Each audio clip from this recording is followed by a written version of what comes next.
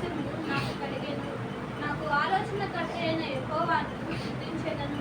రాత్రి గడియలలో నా అంతేంద్రియములను నాకు బోధించుచున్నది. సదాకాలము యెహోవాయందు నా గురి నిలుపుచున్నాను.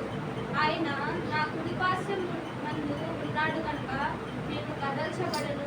అందువలన నా హృదయము సంతోషించుచున్నది, నా ఆత్మ హర్షించుచున్నది, నా శరీరము కూడా సురక్షితముగా నివసించుచున్నది. ఎందుకనగా నీవు నా ఆత్మను పాతాళంలో విడిచిపెట్టవు, నీ పరిశుద్ధిని కుళ్ళుపట్టనీయవు. జీవ మార్గమును నీవు నాకు తెలియచేసేదవు. నీ సన్నిధిని సంపూర్ణ సంతోషము కలదు. నీ కుడి చేతిలో నిత్యము సుఖములు కలవు. దేవునికి మహిమ కలుగును గాక. హల్లెలూయా. అందరికీ నా హృదయపూర్వకమైన వందనాలు చెల్లిస్తున్నాను. మరి దేవుని మహాకృపను బట్టి గడిచిన ఆదివారం నుంచి మనల్ని కాచి కాపాడారు. ఈరోజు దేవుడు మనకిచ్చిన వాగ్దానాన్ని ఒకసారి చదువుకుందాం. 16వ కీర్తన 8వ వచనం. సదాకాలము యెహోవా యందు నా గురి నిలుపుచున్నాను, ఆయన నా కుడి పార్శ్వమందు ఉన్నాడు గనక నేను కదల్చబడను. ఈరోజు దేవుడు మనకిచ్చిన వాగ్దానం, సదాకాలము యెహోవా యందు నా గురి నిలుపుచున్నాను. ఈరోజు ఈ కీర్తనాకారుడు దావీదు అంటున్న మాట ఏంటంటే, సదాకాలము అంటే అది ఏ పరిస్థితులైనా, ఎలాంటి పరిస్థితులైనా, ఎలాంటి ఇబ్బందులైనా, అది ఏ పరిస్థితులైనా నేను మాత్రం నా గురి మాత్రం దేవుని మీద మాత్రమే పెడతాను. ఎందుకంటే ఆయన నా కుడి పార్శ్వమున ఉన్నాడు కనుక నేను కదల్చబడను. దేవునికి స్తోత్రం. హల్లెలూయా. ఇక్కడ చాలా చక్కగా తన భక్తి జీవితాన్ని దావీదు, తన వ్యక్తిత్వాన్ని, తనకున్న దేవుడితో తనకున్న సంబంధం, దేవుడితో తనకున్న ఆ యొక్క సహవాసాన్ని బట్టి తన కాన్ఫిడెంట్గా చాలా ధైర్యంగా చెప్తున్నాడు ఈ మాట. ఏమంటున్నాడంటే, సార్, నా ఫోకస్, నా లక్ష్యం, నా గురి దేవుని మీద ఉంచుతాను. సదాకాలం అంటే పరిస్థితులు ఎలాగున్నా, ఇబ్బందులు ఉన్నా, బాధలు వచ్చినా, కష్టాలు వచ్చినా, రోగాలు వచ్చినా, ఎన్ని ఇబ్బందులు ఎదురైనా కూడా నేను మాత్రం నా గురి, నా గమ్యం దేవుడి మీదే పెడతా. ఎందుకంటే నా నమ్మకం ఏంటంటే ఆయన నా కుడి పార్శ్వమున ఉన్నాడు. ఎక్కడున్నాడంట? నా కుడి పార్శ్వమున, అంటే నా ప్రక్కనే ఉన్నాడు. అంటే తన వ్యక్తిగతంగా ఎప్పుడు ఏమై ఫీల్ అవుతారంటే, నాతో ఎవరున్నారు అని అంటే నాతో దేవుడు ఉన్నాడు అన్న సత్యము దావీదు ఎప్పుడు గుర్తుపెట్టుకుంటాడు. అందుకే నేను ఏ సమస్యలకు కదలను, బెదరను, అదలను. ఎందుకు అంత స్ట్రాంగ్గా చెప్పగలుగుతున్నాడు అంటే, నాతో నా కుడి పార్శ్వమున, నా ప్రక్కన. ఇప్పుడు చూడండి, పిల్లలకు ధైర్యం ఎప్పుడు వస్తుందంటే, ప్రక్కన వాళ్ళ అమ్మో వాళ్ళ నాన్న ప్రక్కన ఉంటే ఏ సింహం వచ్చినా, లేకపోతే ఏ బల్లి వచ్చినా, లేకపోతే ఎలాంటి మనుషులు ఎదురైనా కూడా వారు భయపడరు. ఎందుకంటే వాళ్ళకున్న ధైర్యం ఏంటంటే, నా కుడి పక్కన మా అమ్మ ఉన్నది, మా నాన్న ఉన్నాడు అన్న ధైర్యంతో ఏ గురించికో భయపడరు. అలాగే మన జీవితంలో కూడా దావీదు కూడా గుర్తుపెట్టుకున్న ఒక గొప్ప విషయం ఏంటంటే, నేను దేనికి కూడా కదల్చబడను.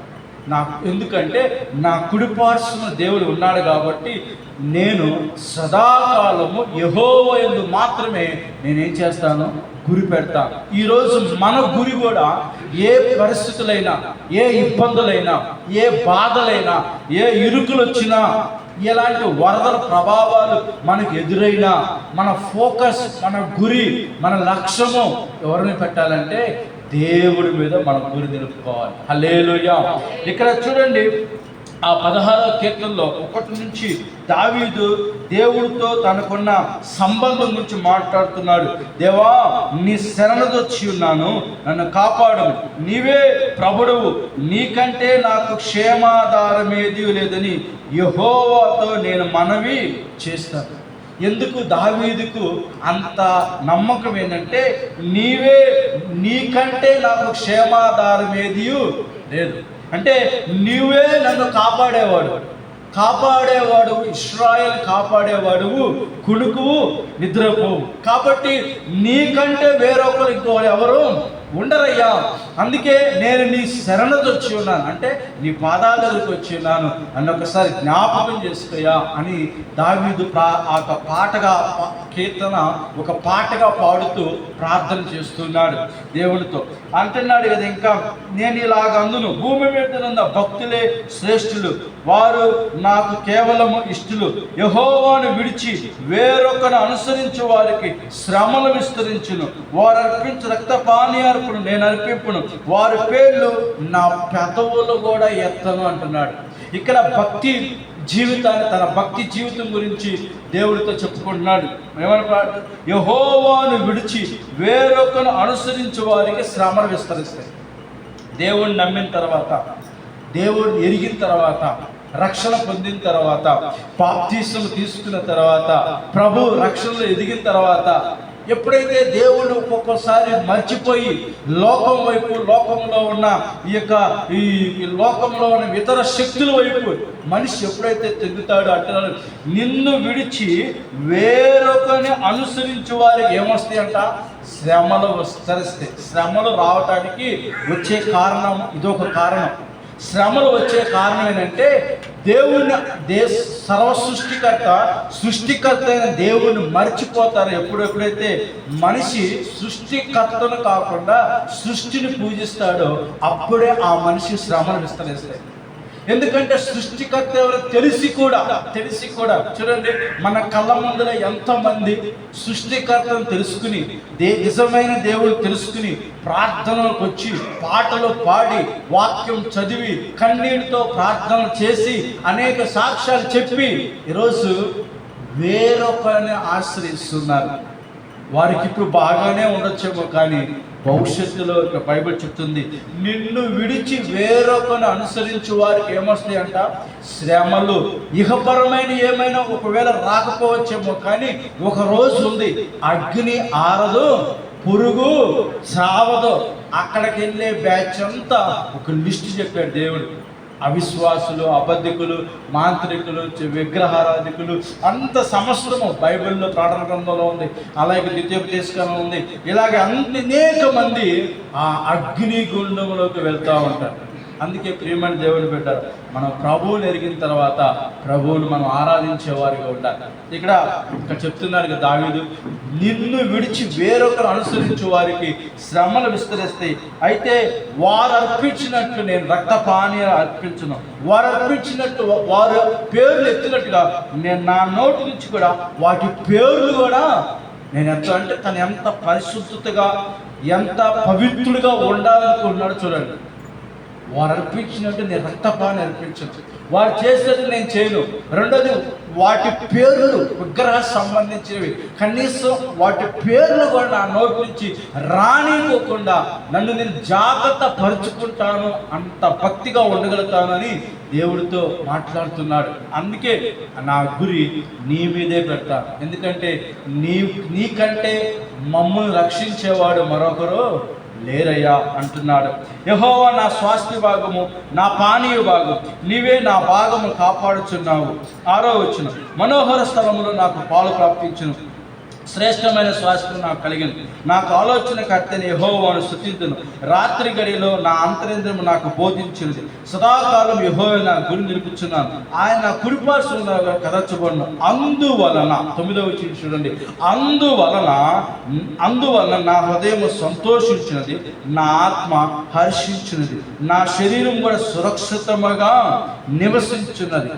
అందువలన ఈ పైన 8 వచనాలు చెప్పుతూ మాట్లాడుతూ వచ్చి, నేను ఎందుకు నీ మీద గురి పెడుతున్నానంటే, నీవు తప్ప రక్షించేవాడు మరొకరు లేరు. నీవు సృష్టికర్త దేవుడు, నీవే నా స్వాస్థ్యము, నా పానీయ భాగం. కాబట్టి నేను నీ మీదే నా మనసు పెట్టాను, నా గురి పెట్టాను. ఇంకా సదాకాలము నీ మీదే నేను నా గురి పెట్టుకుని ఉన్నాను. నువ్వు నా ప్రక్కనే ఉన్నావు కాబట్టి నేను భయపడినాను. అందును బట్టి ఏమన్నా నా హృదయం ఎలా ఉందంట? సంతోషిస్తుంది. నా ఆత్మ కూడా, లోపల ఉన్న అంతరంగంలో ఉన్న ఆత్మ కూడా ఏముందంట? హర్షిస్తుంది. తర్వాత అన్నాడు, నా శరీరము కూడా ఎలా ఉందంట? సురక్షితముగా ఉన్నది. హల్లెలూయా. అంటే ప్రాణ, ఆత్మ, శరీరం మూడు కూడా ఎలా ఉన్నాయంట? సంతోషంతో ఉన్నాయంట. మనకు కూడా మూడు: శరీరం, ఆత్మ, ప్రాణ, ఆత్మ, శరీరం. ప్రాణము, ఆత్మ, శరీరం, ఈ మూడు నిందారహితంగా ఉన్నాయి. నిందులు బట్టి అంటే నీవు నా కుడి పార్శ్వమున ఉన్నావు కాబట్టి, నీపైనే నేను గురి పెట్టుకున్నాను కాబట్టి. హల్లెలూయా. అందుకే దావీదు జీవితంలో ఎన్నో సమస్యలు వచ్చింది, ఎన్నో బాధలు వచ్చింది. మామూలు బాధలు కాదు. నేను ఒకరోజు చెప్పాను మీ అందరికీ, సౌలు పిల్లలిచ్చిన మామ కానీ స్టార్ట్ చేస్తే, కన్న కొడుకు, రాజ్యంలో ఉన్న వాళ్ళు, శత్రువులు, బయట మిత్రులు, అనేక మంది అనేక రకాలుగా దావీదుకు శ్రమలు వచ్చేది. మహారాజు దావీదు, రాజు లాంటి వాడికే శ్రమలు వచ్చింది. కానీ ఎక్కడ కూడా బెదిరినట్టుగా, ఎక్కడ కూడా అదిరిపోయినట్టుగా, ఎక్కడ కూడా దేవుడిని మర్చిపోయి లోకంలో కలిసినట్టుగా, లేదా విగ్రహారాధన వైపు వెళ్ళినట్టుగా ఎక్కడ కూడా లేదు. అటన్నిటికీ నిలబడ్డాడు. అందుకే అన్నాడు, నేను కదలచబడను. ఎందుకు అంత స్ట్రాంగ్గా, ధైర్యంగా చెప్పగలుగుతున్నారంటే, నా ప్రక్కన ఎవరున్నారంటే దేవుడు ఉన్నాడు. ఎప్పుడు మనం గుర్తుపెట్టుకోవాలి, నా ప్రక్కనే దేవుడు ఉన్నాడు, నా ప్రక్కనే దేవుడు ఉన్నాడు. ఒక సత్యము నిజంగా ఆ యొక్క విషయాన్ని గుర్తుపెట్టుకుంటే, దానియేలు కూడా అలాంటి అనుభవం ఉంది. అందుకే సింహాలు బోనులు అతను ఉన్నా కూడా నా ప్రక్కన ఎవరున్నారంటే, సింహమును నోలు మూయించగలిగే దేవుడు ఎక్కడ ఉన్నారంట? నా ప్రక్కనే ఉన్నాడు. అందుకే సింహాలు ఆయన ఏమీ చేయలేకపోయాడు. అలాంటి ఆత్మీయ అనుభవంలోకి మనం రావాలి. అప్పుడైతే అలాంటి సత్యములోకి మనం వస్తామో, ఎన్ని పోరాటాలు వచ్చినా, ఎన్ని వరదలు వచ్చినా, తుఫాన్లు వచ్చినా, సమస్యలు వచ్చినా, తుఫాన్ లాంటి సమస్యలు, ఇబ్బందులు, రోగాలు, ఆర్థిక పరిస్థితులు కొట్టుమిట్టాడుతూ ఉన్నా కూడా నీవు నేను ఇలా చెప్పగలుగుతాం, నా గురి యెహోవా.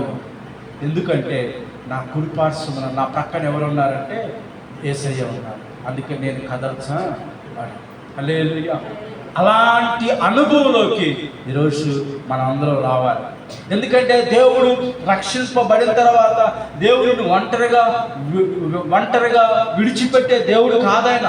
నువ్వు బాప్తీసం తీసుకుని రక్షణ పొందిన తర్వాత నీలో ఆయన ఉన్నాడు, నీతో ఉంటాడు. ఎప్పుడు లోకంలో ఉన్నవాడు కన్నా నీలో, నాలో ఉన్నవాడు గొప్పవాడు అనే విషయాన్ని ఎప్పుడు మనం గుర్తుపెట్టుకోవాలి.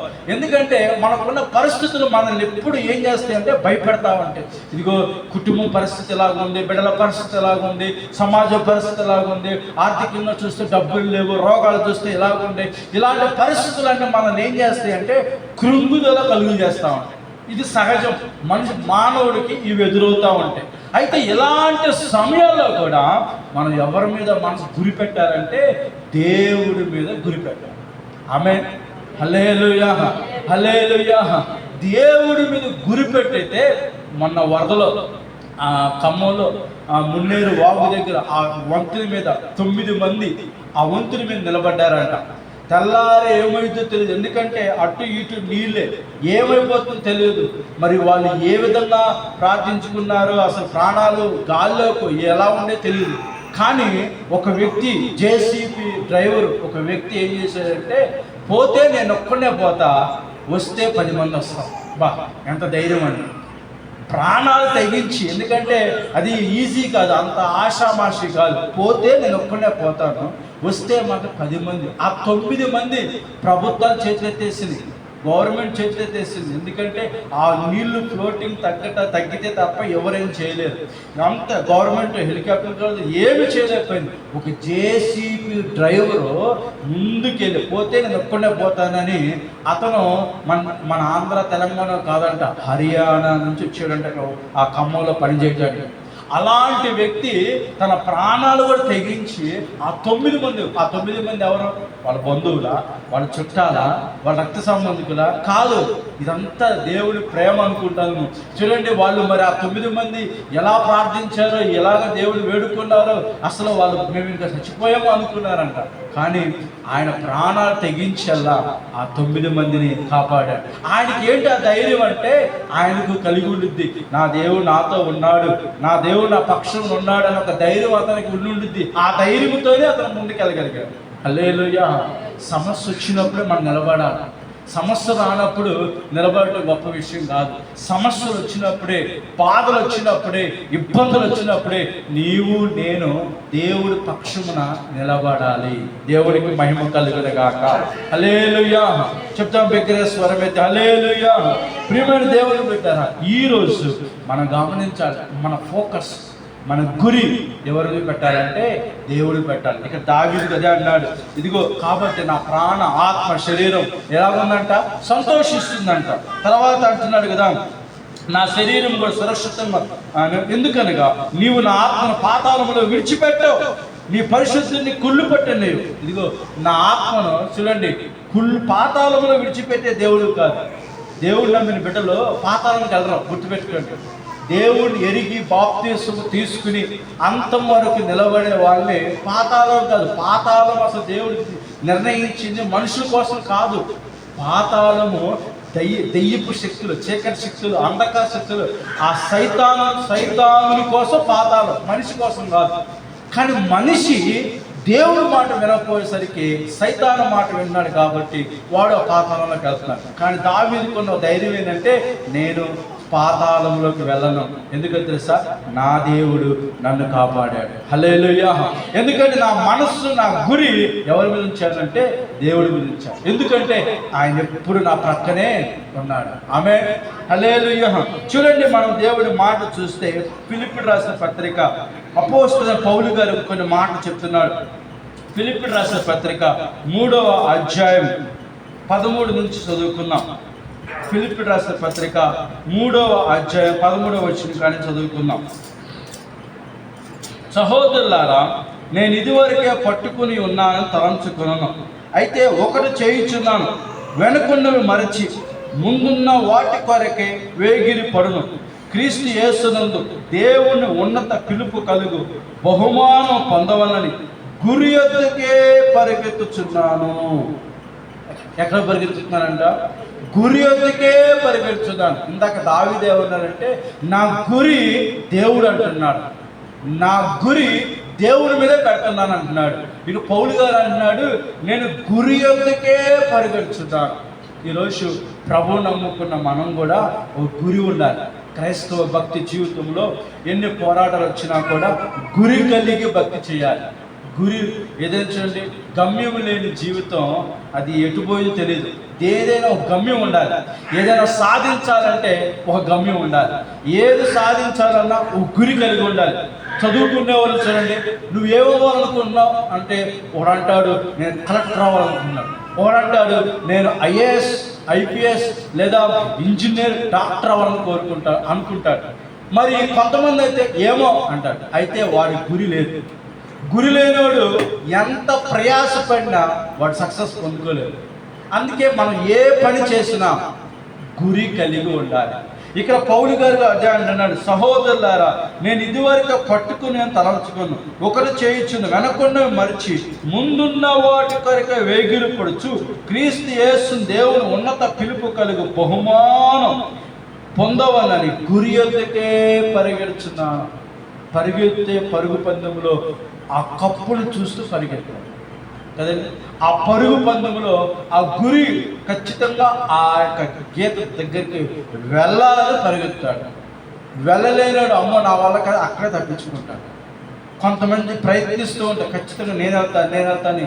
ఆ 10 మందిలో 7గురిలో 5గురిలో 4గురిలో లేదా 20 మంది నిలబడ్డ వాళ్ళందరూ కూడా ఆ గురి దగ్గరికి వెళ్ళాలి, ఆ గురి దగ్గరికి వెళ్ళాలి అనుకుంటూ పరిగెడతాడు. మనం కూడా ఒక గురి ఉండాలి. మన ఆత్మ, ప్రాణ, ఆత్మ, శరీరం ఈ లోకములో మనం ముగించిన తర్వాత మనం పరలోకం వెళ్ళాలి. ఆ గురి లేకపోతే, గురి లేని నావకు ఒక ఇది ఉండింది. తిప్పేది, ఆ యొక్క చుక్కాని ఉండింది. అది లేకపోతే ఎటుబడితే పోయింది. ఆ చుక్కాని ఉందనుకోండి, దాన్ని కంట్రోల్ చేయొచ్చు. అలాగే మనం కూడా భక్తి చేసే విషయంలో గురి ఉండాలి. గురి లేని భక్తి కూడా ఎటు పడితే స్థిరం లేని భక్తి ఉంటుంది. స్థిరం లేని భక్తిలాగా తయారవుతుంది. ఒక స్థిరమైన భక్తులు అనుకోండి, దాంట్లో గురి ఉంటుంది. చక్కగా ప్రార్థించే విధంగా, బైబిల్ చదువుకునే విధంగా, దేవుని మందిరానికి వెళ్ళే విధంగా ఒక గురి కలిగి నేను ఇంకా ఎదగాలి, ఇంకా అనేక మంది దేవుని వైపు నడిపించాలి, అలాంటి గురి ఉంటే ఖచ్చితంగా దేవుడు వారిని పట్టుకొని దేవుడు సంతోషిస్తాడు. పౌలు గారు అన్నాడు, నేను వెనక్కున్న వాడిని మర్చిపోతాను, ఇక జరిగిన ఇబ్బందులు వచ్చినాయి, ఆ యొక్క వాటి మీద నేను పట్టించుకోను. అయితే నేను ఎలా పరిగెత్తాను? ముందున్న వాటి కొరకే దేవుడు ఏ పిలుపుకైతే నేను పిలిచాడో ఆ పిలుపును చూస్తూ నేను ముందుకు పరిగెత్తాను. దేవుడు మనందరిని ఒక పిలుపుతో పిలిచాడు. నన్ను ఒక పిలుపుతో పిలిచాడు, మిమ్మల్ని ఒక పిలుపుతో పిలిచాడు. మీరు ఏమి చేయాలో దేవుడు మీకు చెప్తూ ఉంటాడు. నేనేం చేయాలో దేవుడు నాకు చెప్తూ ఉంటాడు. ఆ గురి కలిగి మనం ఏం చేయాలి తెలుసా? ముందుకు వెళ్ళాలి. అందుకే అన్నాడు పౌలు భక్తుడు, క్రీస్తు యేసును దేవుడు ఉన్నత పిలుపునకు గురి యొద్దకే పరిగెత్తాలి. తన కింద అన్నాడు చూడండి, 15వ వచనం, సహోదరులారా మీరు నన్ను పోలి నడుచుకుని నేను మీకు మాదిరి ఉన్న ప్రకారము నడుచుకునే వారిని గురిపెట్టి చూడండి. ముందుగా ఏమన్నాడంటే నేను గురి యొద్దగా పరిగెడుతున్నా అంటున్నాడు. ఇక్కడ ఏమన్నాడు? మీకంటే ముందుగా ఆత్మీయతలో నడుచుకున్న వారిని పోలి ఏం చేయాలంట? మేము మీకు మాదిరి ఉన్న ప్రకారము నడుచుకున్న వారిని గురిపెట్టి చూడండి. నడుచుకున్న వారు ఎవరైతే నడుచుకుంటారో, ఆత్మీయతలో చాలామంది మనకంటే ముందు భక్తులు చాలా మంచి జీవితం జీవించారు, మంచి సాక్ష్యం అని ఉండేది. వాళ్ళు చక్కగా సేవ చేశారు, లేకపోతే విశ్వాసం, మనకంటే భక్తులు మంచి విశ్వాసం కాపాడుకున్నారు. చూడండి, కొంతమంది అయితే ఒక ఆయన ఉన్నాడు, ఆయన హిందూ బ్యాక్గ్రౌండ్ నుంచి, ఒక పూజారి నుంచి ప్రభువులోకి వచ్చాడు. ఆయన ఎప్పుడైతే ప్రభువు నమ్ముకున్నాడో ఇంట్లో అందరూ ఆయన వెలివేశారు. చివరికి ఒకరోజు ఎందుకో తెలుస్తున్నప్పుడు ఇదిగో ఆహారం అని పేడ మీద ఆహారం వేశారు. పేడ మీద ఆ ఆహారం తిను అని అంత హీనంగా ఆయన మీద ప్రవర్తించారు. అసలు ఎంత ఘోరమైతే ఘోరంగా అంటే చూడండి, ఆయన నమ్ముకున్నాడని అంత ఘోరంగా ఆయన అవమానపరిచారు. కానీ ఎక్కడ కూడా ఆయన కృంగిపోకుండా ఎలా వెళ్ళిపోయాడు సార్? దేవుడు చూసుకుంటూ ముందుకు వెళ్ళిపోయాడు. ఆ ఇంట్లో వాళ్ళు సహకరించలేదు, బంధువులు సహకరించలేదు, ఎవ్వరు సహకరించలేదు. ఎన్నో కష్టాలు పడుతూ వెళ్ళాడు. చివరికి ఆయన చేరాల్సిన గమ్యం గురికి చేరాడు. భవిష్యత్తులో వారు బంధువులు మొత్తం కూడా ప్రభువు నమ్ముకున్నారు. దేవుడికి మహిమ కలుగును గాక. హల్లెలూయా. అందుకే మనము అలాంటి భక్తి చేసిన వాళ్ళు మనం ఎవరిని గురిపెట్టి చూడాలంటే, అటు ఇటు లోకంలో కొద్ది రోజులు, ప్రార్థనలో కొద్ది రోజులు ఉండే వాళ్ళు గురిపెట్టుకోకూడదు. కొంతమంది చూడండి, స్థిరం ఉండదు వాళ్ళ భక్తి. కొద్ది రోజులు ప్రార్థన చేస్తారు, కొద్ది రోజులు లోకంలో కార్యక్రమాలు చేస్తారు. నేను చూస్తూ ఉంటాను కొంతమందిని, ఒక పక్కన ప్రార్థన వెళ్తూ ఉంటారు, ఒక పక్కనేమో ఏవేవో తీసుకెళ్తా ఉంటారు, ఏవేవో చేస్తూ ఉంటారు, ఏవేవో విగ్రహ సంబంధించిన కార్యక్రమాలు చేస్తూ ఉంటారు. మరి ఏం బాప్తిసం తీసుకున్నారు, ఏమి చేస్తున్నారు? అలాంటి వాళ్ళు చూస్తే మన భక్తులు పాడైపోయింది. అలాంటి వాళ్ళు కాదు, ప్రభువు కోసం నిలబడ్డ వాళ్ళ వైపు మనం చూస్తే మనం ముందుకెళ్ళగలుగుతాం. అందుకే పౌలు అన్నాడు, కొందరు అలాగ నడుచుకున్న వారిని గురిపెట్టి చూడండి. అనేక క్రీస్తు శిలువకు శత్రువులుగా నడుచుకుంటున్నారు. వీరిని గురించి మీతో అనేక పర్యాలు చెప్పి ఇప్పుడు ఏడ్చుతూ చెప్పుచున్నాను, నాశనమే వారి అంతం, వారు కడిపే వారి దేవుడు, తాము సిగ్గుపడబడి సంగతులందు అతిశయపడుతున్నారు, భూ సంబంధం వాటి ఏంది మనస్సు ఉంచున్నారు. ఇక చూడండి, కొంతమంది దేవుడు ఆత్మీయ జీవితంలో వెళ్ళకోకుండా లోక సంబంధం విషయాల్లో పరిగెడుతూ లోకాచారాలు, విగ్రహ సంబంధాచారాలు, దేవుని సులువుకు వ్యతిరేకంగా వారు నడుచుకుంటున్నారు. వారు కడిపే వారి దేవుడు, వారు భూ సంబంధ విషయం మీద వారు పరిగెడుతున్నారా. కానీ మనం అంటున్నాడు, గురి యొద్దకే పరిగెత్తారన్నారు. గురు వైపే మనం ఉండాలి. ఎందుకంటే ఒక లక్ష్యంతో మనం వెళ్ళేటప్పుడు మనకి అనేకమైన పరిస్థితులు వస్తాయి. హల్లెలూయా. అర్థమవుతుందా? ఒక గురి మీదకి మనం వెళ్తున్నాం అనుకోండి, మనల్ని అనేక మంది ఆటంకపరిచలు వస్తారు. ఖచ్చితంగా మనం వెళ్ళేటప్పుడు ముళ్ళు తగులుతూ ఉంటాయి రోడ్డు మీద, మనం వెళ్ళేటప్పుడు రాళ్ళు గుచ్చుకుంటూ ఉంటాయి, మనం వెళ్ళేటప్పుడు ఎన్నో కుక్కలు మనుషులని చూసి కొంతమంది అరుస్తూ ఉంటారు. అవన్నీ పట్టించుకుంటే భక్తి చేయలేం. భక్తి చెయ్యాలంటే ముందు దేవుణ్ణి పెట్టుకోవాలి. ఆయన మనం పెట్టుకున్నప్పుడే మన జీవితంలో ముందుకు వెళ్ళగలుగుతాం. అందుకే పౌలు గారు అన్నాడు, వెనుకున్నవన్నీ నేను మర్చిపోతాను. ఎందుకంటే ఎన్నో రకాలు మాట్లాడారు, అవన్నీ మర్చిపోయి నాకు దేవుడు ఏ పిలుపుకైతే పిలిచాడో ఆ పిలుపు ప్రకారమే ఇదిగో గురి యొద్దకే నేను పరిగెడుతున్నాను. అంటే ఇవేమి నేను పట్టించుకోవట్లేదు, ఎవరైనా మాటన్నా నేను పట్టించుకోలేదు, నేను ముందుకు వెళ్ళగలుగుతున్నాను అని అంటున్నాడు. దేవుడికి మహిమ కలుగును గాక. హల్లెలూయా. మరొక మాట చూద్దాం. 1 కొరింథీ రాసిన పత్రిక 9వ అధ్యాయం. 1 కొరింథీ రాసిన పత్రిక 9వ అధ్యాయం 24వ వచనం చదువుకుందాం. 1 కొరింథీ రాసిన పత్రిక 9వ అధ్యాయం 24 నుంచి చదువుకుందాం. పందెపు రంగమందు పరిగెత్తు వారందరూ పరిగెత్తుదురు కానీ ఒక్కడే బహుమానం పొందునని మీకు తెలియదా? అటువలే మీరు బహుమానం పొందినట్లుగా పరిగెత్తు. మరియు పందెమందు పోరాడు ప్రతివాడు అన్ని విషయాలు మితముగా ఉండు. వారు క్షయమగు కిరీటం పొందుటకు, మనమైతే అక్షయ కిరీటం పొందుటకు మితముగా ఉన్నాము. కాబట్టి నేను గురి చూడని వాని వలె పరిగెత్తువాడును కాను. ఎలా పరిగెత్తకూడదంట? గురి చూస్తూ వెళ్ళాలి కానీ గురి చూడకుండా వెళ్ళకూడదు. ఇందాక నేను చెప్పే కదా, ఏది సాధించాలన్నా ఒక గురి ఉండాలి, మనసులో ఒక ఆలోచన ఉండాలి. మనం రోడ్డు మీద వెళ్తున్నాం, ఆటో అడుగుతాడు ఎక్కడికి వెళ్ళాలమ్మా అంటే ఏమో నాకు తెలీదు అని అంటే ఇది మెంటల్ కేసులో అనుకుంటాడు. లేదా బస్ స్టాండ్కి వెళ్ళాలంటే అమ్మ నేను బస్ స్టాండ్కి వెళ్తలేదు, నేను చంద్రబాబు వెళ్తున్నాను. అప్పుడు మనం బస్ స్టాండ్కి వెళ్ళే ఆటో మాత్రమే ఎక్కుతాం. అంటే మనం ఇప్పుడు ఎక్కడికి వెళ్ళాలంటే బస్ స్టాండ్కి వెళ్ళాలి. ఏమో నాకు ఎక్కడికి తెలియదు అంటే బాబు ఇది పిచ్చి కేసు, మెంటల్ కేసులో ఉంది, త్వరగా వెళ్ళిపోతాం. అంటే ఆ వెళ్ళే మనిషికి ఏం లేదంటే గురి లేదు. కాబట్టి ప్రతి ఒక్కరికి ఒక గురి ఉండాలి. ఇక్కడ 10 మంది పోరాడేవాడు, పరిగెత్తేవాడు ఒక గురి కలిగాడు. పోరాడినాడు, గురి చూడకపోకుండా నేను పరిగెత్తట్లా. ఈ పరుగు పందెంలో, ఈ క్రైస్తవ భక్తి జీవితంలో గురి కలిగి మనం భక్తి చేయాలి. దేవునికి స్తోత్రం. హల్లెలూయా. ఎలా పరిగెత్తాలంట? గురి చూస్తూ వెళ్ళాలి. చూడండి, ఎందుకు ఈరోజు భక్తిలో నిలబడలేకపోతున్నారంటే వాళ్ళకి గురి లేదు. ఈరోజు చాలామంది మన కళ్ళ ముందు ఎంతోమంది మన కళ్ళ ముందర పడిపోయారు, ఎంతోమంది మన కళ్ళ ముందు సాక్ష్యాలు చెప్పిన వాళ్ళు, ఎంతమంది మాకు రోగం తగ్గింది, మా భార్యకి రోగం తగ్గింది, నాకు బాగుంది అని ఎంతమంది సాక్ష్యాలు చెప్పిన వాళ్ళు ఈరోజు ఎందుకు పడిపోయారు? గురి లేదు. ఎందుకంటే నలుగురు మాట చెప్పమని అదే లోకం, అదే నిజం అనుకుని లోకం వైపు తిరిగిపోయారు. అంటే వాళ్ళలో స్థిరమైనది లేదు, స్థిరమైన భక్తి లేదు. మళ్ళీ వాళ్ళు ఎవరంటే బాప్తిసం తీసుకున్న వాళ్ళే. ఎందుకు ఈరోజు అలాంటి దౌర్భాగ్యమైన జీవితం వచ్చిందంటే యుగ సంబంధమైన దేవత వారి కన్నులకు ఏం కలిగజేసిందంట? గుడ్డితనం కలిగజేస్తుంది. గురి లేని భక్తి కూడా గమ్యానికి చేరదు. గురి లేకోకుండా పరిగెత్తేవాడు కూడా ఆ కప్పును కొట్టలేడు. ఈరోజు కొంతమంది కప్పులు కొడుతున్నారు, సాధిస్తున్నారు. వాళ్ళ సాక్ష్యాలు ఏంటంటే ఒక అమ్మాయిని అన్నారంట, నీవేమి సాధిస్తావమ్మా, నీకు అసలు నీ బాడీ ఫిట్నెస్ లేదు, నీకు పరుగు పందెంలో ఏం చేయవు అసలు నీకు అని ఆమెకున్న శరీర ఆకృతిని బట్టి, శరీర రూపాన్ని చూసి హేళన చేశారంట. చాలా వ్యతిరేకంగా మాట్లాడారంట.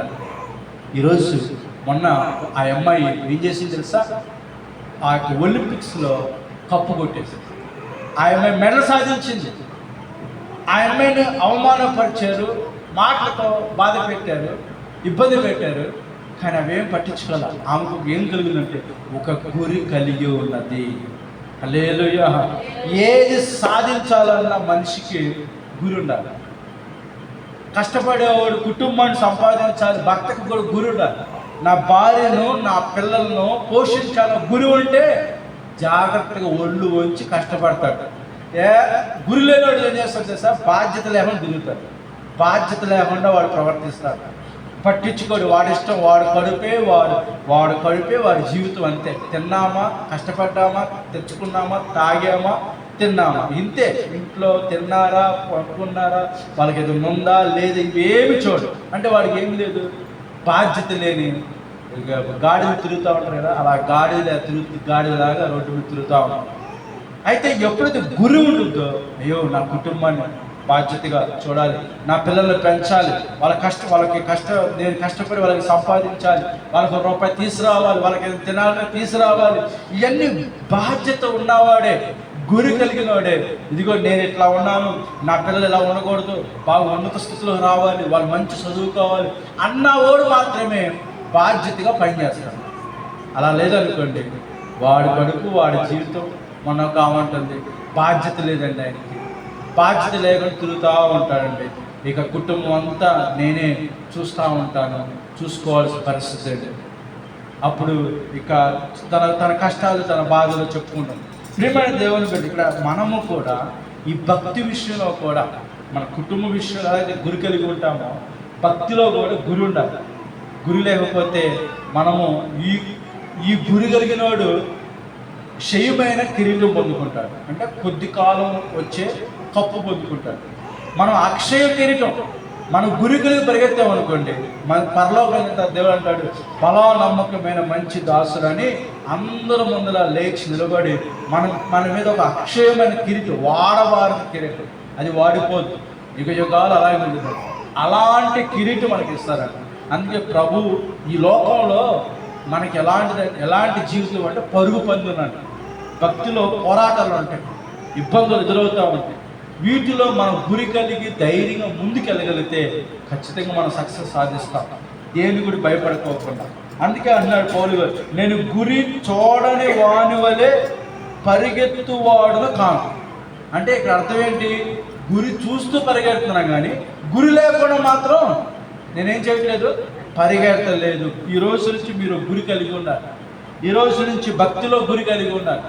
కుటుంబంలో కూడా కష్టపడి నేను పిల్లలను, నా కుటుంబాన్ని, నా బిడ్డలను ఇలాగా గురి కలిగి, పిల్లలు కూడా చదువుకునే అని నేను బాగా చదువుకోవాలి, గురి కలిగే విధంగా వాళ్ళని ప్రేరేపించేటట్టుగా ఇలాంటి మంచి విషయాలను మనం నేర్పించాలి. అలాగే మనం కూడా ఒక గురి కలిగి భక్తి చేస్తే మనం కూడా దేవుడు దీవిస్తాడు. దేవునికి మహిమ కలుగును గాక. ఆమేన్, హల్లెలూయా. మరొక మాట మనం చూద్దాం. చూడండి దేవుని వాక్యములో యోహాను సువార్త 8వ అధ్యాయం, యోహాను సువార్త 8వ అధ్యాయంలో యేసు ప్రభు ఒక మాట అంటున్నాడు. 28వ వచనం, యోహాను సువార్త.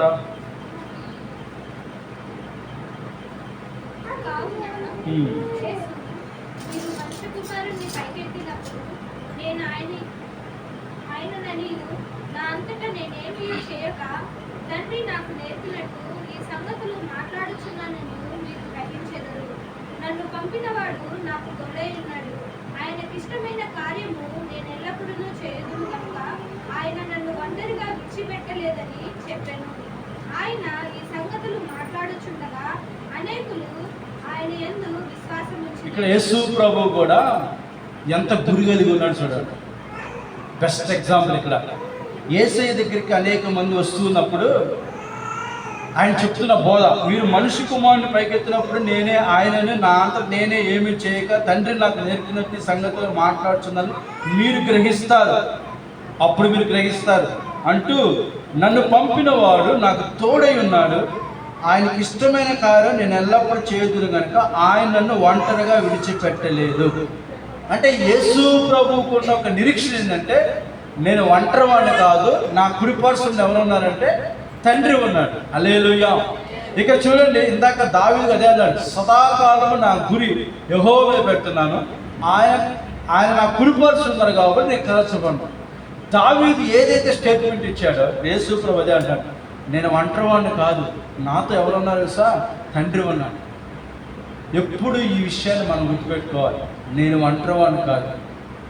లోకం మనల్ని ఒంటరి వాడిని చేసేసింది, దేవుడు మాత్రం మనల్ని ఒంటరి వాళ్ళని చేయనివాడు. ఎందుకంటే అందరూ విడిచిపెడతారు, కానీ దేవుడు ఏం చేయాలంట?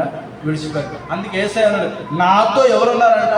తండ్రి ఉన్నాడు కాబట్టి నేను ఒంటరివాడిని కాదు అని చెప్పగానే ఆ మాటను బట్టి అనేకులు ఆయన యందు ఏముంచారంట? విశ్వాసం ఉంచారు. ఈరోజు అలాంటి విశ్వాసం మనలో కూడా కలగాలి. అంటే మనం ఒంటరి వాళ్ళం కాదు, మనతో ఎవరున్నారంట? దేవుడు ఉన్నాడు. చివరిగా మాట చదివి మనం ప్రార్థన చేసుకున్నాం. యోహాను సువార్త అపోస్తుల కార్యం 3వ అధ్యాయం. అపోస్తుల కార్యం 3వ అధ్యాయంలో 3వ వచనం చదువుదాం. అపోస్తుల కార్యం 3వ అధ్యాయం 3వ వచనం. పేతురు యోహానును దేవాలయంలో ప్రవేశింపబోనప్పుడు వాడు చూచి భిక్షం అడగగా పేతురును యోహానును వాడిని తేరి చూచి మా తట్టు చూడమన్నది. వాడు వారి యొద్ద ఏమైనా దొరికినని కనిపెట్టి చూచి వారి యందు లక్ష్యం ఉంచింది. అంతటా పేతురు, వెండి బంగారం నా యొద్ద లేవు కానీ నాకు కలిగినదే నీకు ఇచ్చున్నాను. నజరేయుడైన యేసు క్రీస్తు నామమున నడువుమని చెప్పి వాడిని కుడి చెయ్యి పట్టుకుని లేవనెత్తను. వెంటనే వాడి పాదములు చీలమనులు బలమును. వాడు దిక్కున లేచిందని నిలిచి నడిచెను. నడుచుచు గంతులు వేయచ్చు దేవుని స్తుతించుచు వారితో కూడా దేవాలయంలోనికి వెళ్ళెను. చూడండి, ఇక్కడ 40 సంవత్సరాల నుంచి కుంటివాడు దేవాలయం దగ్గర అడుక్కుంటున్నారు. ఇద్దరు మోసుకొచ్చేవాళ్ళు అక్కడ అడుక్కుంటున్నారు. అడుక్కుంటున్నప్పుడు పేతురు యోహాను అనే దైవజనులు ఆ దేవాలయానికి వెళ్తున్నప్పుడు ఆయన జనరల్గా అందరిని అడిగినట్టుగా భిక్షమండి అని అడుగుతున్నారు. అప్పుడు అడుగుతున్నప్పుడు వాళ్ళు మాట అన్నారు. ఇక్కడ మనం గమనించాలి. పేతురు యోహానును వానిని తేరి చూసి, పేతురు యోహాను ఆ కుంటి వాడిని చూసి అంటున్నారు, మా తట్టు చూడమని. పేతురు యోహాను అంటున్నారు, మా తట్టు చూడయ్యా అన్నారు. ఎప్పుడైతే మా తట్టు చూడయ్యా అని అన్నారో ఈ కుంటి వాడికి ఒక ఏమొచ్చిందంటే ఒక నమ్మకం వచ్చింది. మా తట్టు చూడమంటున్నారంటే ఏదో సహాయము చేస్తారు వీళ్ళు అని వాడు ఎలా చూస్తున్నాడు సార్? వాడు వారి యొద్ద ఏమైనా దొరుకునని కనిపెట్టచ్చు వారి ఏముంచాడంట? లక్ష్యం ఉంచాడు. అంటే వారి మీద గురి పెట్టాడు, వారి మీద మనసు పెట్టాడు. హల్లెలూయా. అర్థమైంది ఇక్కడ? ఆ కుంటివాడు వారి మీద లక్ష్యం ఉంచాడు. అంటే వీళ్ళు నాకు ఖచ్చితంగా ఏదో మేలు చేయబోతున్నారు అని గురి పెట్టారు. ఆ గురి తగ్గట్టుగానే వాడు ఊహించని విధముగా వాడేమో డబ్బులు ఇస్తాడేమోనని అనుకున్నాడు. కానీ అంతకన్నా ఆ దరిద్రం, ఆ కుంటితనం, ఆ రోగం, వాళ్ళిద్దరూ మా దగ్గర వెండి లేదు బంగారం లేదు కానీ నజరేయుడైన యేసు క్రీస్తు నామమున లెమ్ము అని ఆ పుట్టుకతో ఉన్న కుంటివాడిని లెమ్మనగానే వాడు లేచి నిలిచి నడిచి వారితో పాటు దేవాలయంకి వెళ్ళాడంట. హల్లెలూయా, హల్లెలూయా. ఎంత గొప్ప మేలు చూడండి. ఇది మామూలు విషయం కాదు. అక్కడ మీరు గమనించాలి. వాళ్ళిద్దరేమో మా తట్టు చూడమన్నారు. వీడు ఏం చేశాడు? వాళ్ళ తట్టు చూశాడు, వారి మీద మనసు పెట్టాడు, లక్ష్యం ఉంచాడు. అంటే వీళ్ళు నాకు ఏదో మేలు చేస్తారు. ఆమె హల్లెలూయా. మేలు చేస్తారన్న ఆ నమ్మకం వాళ్ళు కలిగింది, ఆ గురి వాళ్ళు కలిగింది. కాబట్టి వాడికి ఆ రోజు స్వస్థత కలిగింది. ఈరోజు నీవు నేను కూడా ఆ గురి కలిగి ఉన్నట్లయితే, ఖచ్చితంగా ఆ లక్ష్యం ఉంచినట్లయితే నీకు నాకు మేలు చేస్తారు. పరిస్థితులు ఎలాగోనా సరే, ఇప్పుడు మనకున్న పరిస్థితులు ఎంత దారుణంగా ఉన్నా సరే, అందుకే ఎన్ని పరిస్థితులు వచ్చినా నేను భయపడిన విషయం ఏంటంటే, నాతో దేవుడు ఉన్న ఒక నమ్మకం నాకు ఉంది. నా కాన్ఫిడెన్స్ ఏం తెలుసా? నా పక్షంలో, నా తోడు, నా ప్రక్కన, నా కుడి పార్శ్వంలో ఎవరున్నారని అనుకుంటారంటే నా దేవుడు నాతో ఉన్నాడు. అందుకే ఏ మనుషులు ఉన్నా, ఏ మనుషులు లేకపోయినా, ఎవరి సహాయం వచ్చేసినా, ఎవరి సహాయం చేయకపోయినా నేను నమ్మేది ఒకటే, నాతో దేవుడు ఉన్నాడు. ఆమె హల్లెలూయా. గడిచిన ఆదివారం ఒక వాక్యం చెప్పాను. ఏం చెప్పాను? గడిచిన ఆదివారం ఒక వాగ్దానం చెప్పాను. ఈ మాసంలో ఈ వాగ్దానాన్ని దేవుడు మనకు నెరవేరుస్తానని చెప్పాను. ఏం చెప్పాను? నిన్నటిదే మాకు తెలియదు. వారం రోజులు మాకేం తెలిసింది అంటారా? వారి దుఃఖ దినములను వారి దుఃఖమును తీసివేసి ఆనందముతో సంతోషంతో నింపుతాను. నమ్మండి అని నేను ఈ మాసంలో ఈ వాగ్దానాన్ని నేను చెప్పాను. అది నా జీవితంలో ఒక విషయంలో ఒక విషయంలో ఒక ఆర్థిక పరిస్థితి విషయంలో ఒక విషయంలో నేను ఇబ్బందులు గుండా వెళ్తున్న ఆ విషయంలో దేవుడు నాకు కొంతమేర నాకు సహాయం చేయడం జరిగింది. దేవుడికి మహిమ కలుగును కాక. ఆ వాగ్దానమును నేను నమ్మాను. ఆ రోజే నమ్మాను. నమ్ముట నీ వల్ల అయితే అన్నాడు, కానీ నా వల్ల అయితే నమ్మ దేవుడు. నీవు నేను ఎంత నమ్ముతామో అన్ని కార్యాలు నువ్వు చూడగలుగుతాం. అన్ని కార్యాలు మనం చూడగలుగుతాం. ఎంత నమ్మకం ఉంచితే అంత మేలు జరిగింది. ఈరోజు దేవుడు అదే అంటాడు, మన గురి సదాక దావీదైతే అన్నాడు, నా గురి యెహోవాను మాత్రమే నిలుపుచున్నాను అన్నాడు. పౌలు గారు ఏమన్నాడు, ఉన్నతమైన పిలుపు కలుగు బహుమానం పొందాలని నేను గురి యొద్దకే పరిగెడుతున్నాను అంటున్నాడు.